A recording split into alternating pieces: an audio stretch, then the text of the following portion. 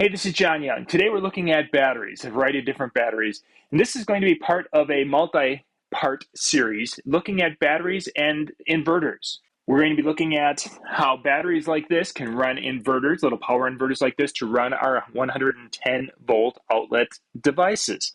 This is a Ryobi version, which is a 300 watt peak unit.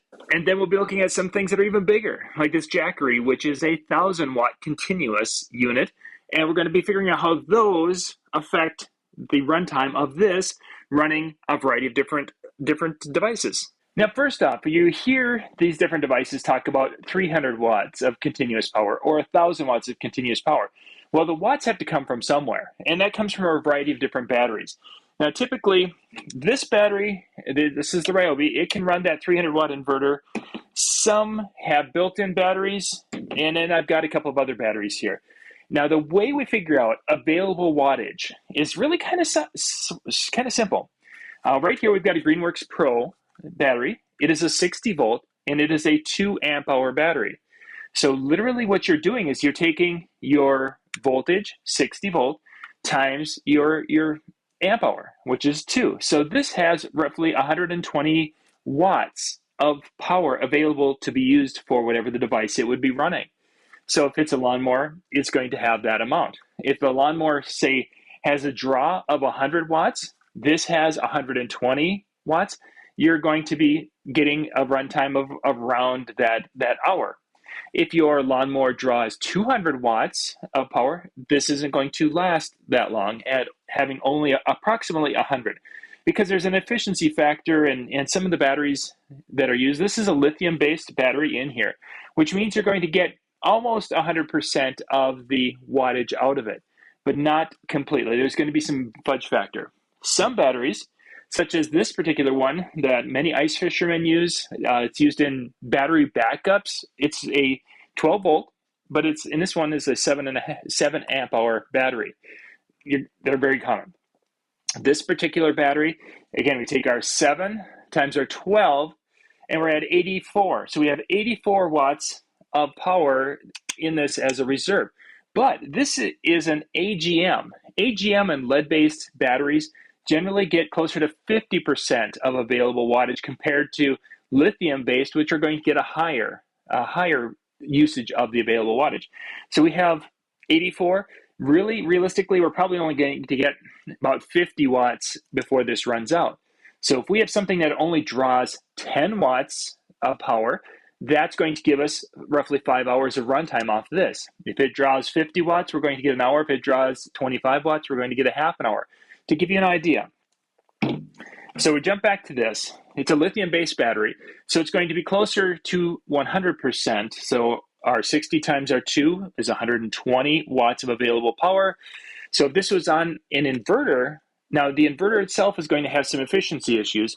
They're not 100%. So let's just take this 120.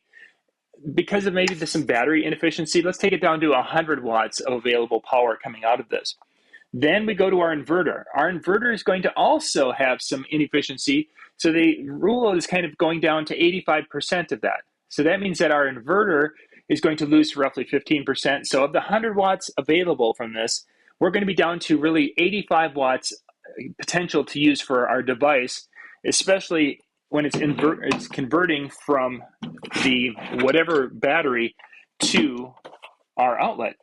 So now we've gone from 100 watt down to roughly 85 watt coming out of here. So if I was running an 80 watt light bulb, it would run for about an hour, just to give you an idea. Now, of the batteries here, you'll see that there's different sizes and different things. This is a 12 volt battery. This is a lithium-based battery, and this has a 27 amp hour. And this particular one actually kind of already tells us that it has 345 watts available for us. So that means that this running a 12 volt device is going to be able to run that 12 volt device. If it's a 10 watt thing, it's going to be able to run it for a long, long time. If it's running through an inverter, so you have 340. Let's round it for ease. Let's round it to 350. It's rounding up, but we're going to just round it to 350.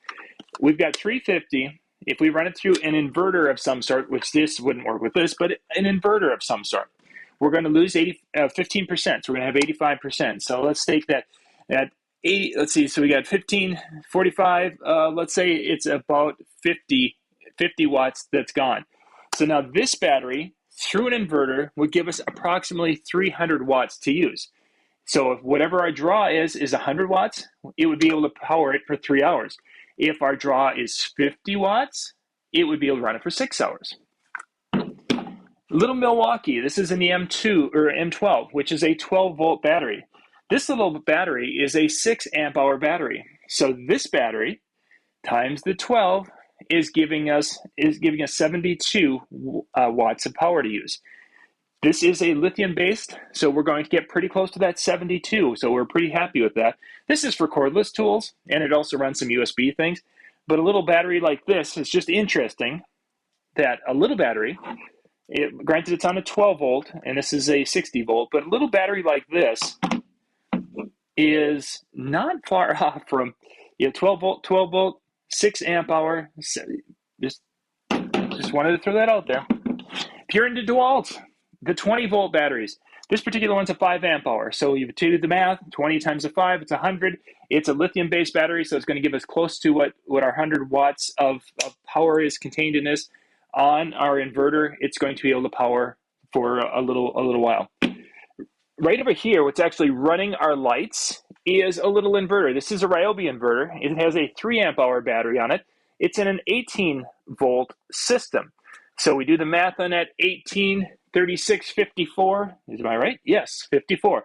So that is 54 watts of power, and it's running USB lights, so it's very minimal. So that's going to be able to power those devices for quite amount of time, which is why I have it over here. Then I don't have to run extension cords. So let's get back to that Ryobi inverter. It's a 300 watt inverter. What that basically is telling us is that it should be able to handle a load. Let's see, does it have a 300 watts? So that's going to be pretty much our max load on this thing. It might peak out for a split second above that, but not so much. Most of the time when this says 300 watts, that's kind of the peak. Your running watts on something like this for safety is going to be less than that. So if I take my 6 amp hour Ryobi, this is in their 40 volt, times the 6 amp hour, that's 240 watts of potential power. The lithium base, so we're going to pretty much kind of plan on getting that 240 watts out of there. So we put that 240 watt battery in here. Now this has a peak draw of 300 watts. Most of the time when you're using something like this, you don't want to really exceed roughly 2/3 of it because we have some inefficiency. That 85% of battery, or the wattage, fits into things like this. So my 240 watts here, once I put it in here, really I'm only getting 85% of it. So that means when we take and put these together, we're roughly getting about 200 usable watts here in the outlet from that, because again, we have that 15% inefficiency, or we're getting 85% of the battery. So now we've got 200 watts of power. Now it just depends on how quickly we want to use it. If we put something on here, like a little heater, which I have done, a little 200 watt heater, we put that on there and it's going to last just short of an hour, somewhere in that ballpark, maybe a little more, maybe a little less, depending. If we put a 100 watt load, like a 100 watt light bulb, we put that on here. Well, we have 200 watts of electricity coming through and available through the outlet. So if I put a 100 watt bulb on here, I'm going to get 2 hours out of it. If I put something above 300 watts on this, truthfully above 250 watts on this, somewhere in that ballpark, 200 watts, if it's going to draw that much, it's going to trip this. It's going to possibly ruin this, because when you get to the max of these things, they get warm, and then there's a little breaker, circuit breaker type things that will pop in them. Most of the time it'll pop, and then once it cools, it resets and it's good. Sometimes not so much. So you don't want to be pushing these things to their max.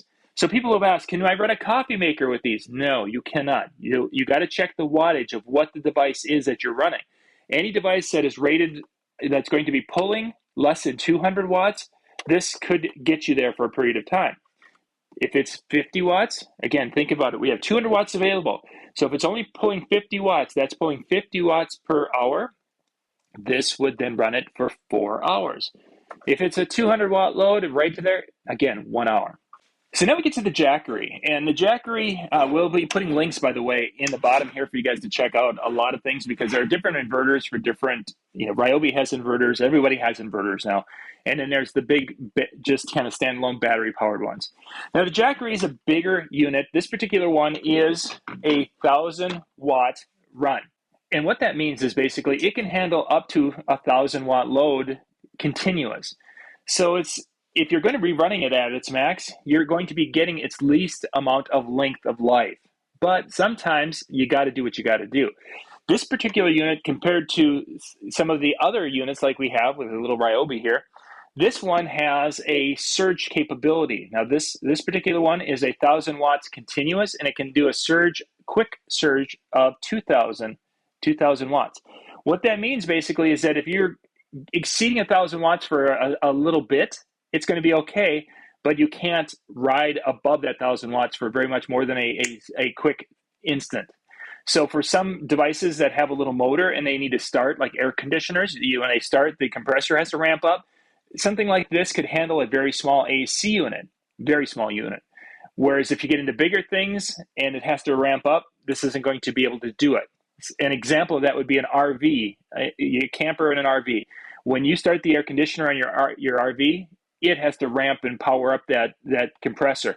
And if you don't have enough wattage available to be able to handle that, it's not going to be able to start, and it's going to burn itself out. So these have that ability to handle some quick spikes above their continuous rating, which is kind of a neat thing. But this particular unit has that 1,000-watt continuous, and it has a capacity of 1,000 watts. So that means that if you are at that 1,000 watt, you're going to be only getting about 1 hour of runtime, which can be a deal breaker for some people. But let's back up. Most things that I'm running, lights, we're going to do most of our examples with sound systems. Sound systems, in our case, don't pull as much as you would think.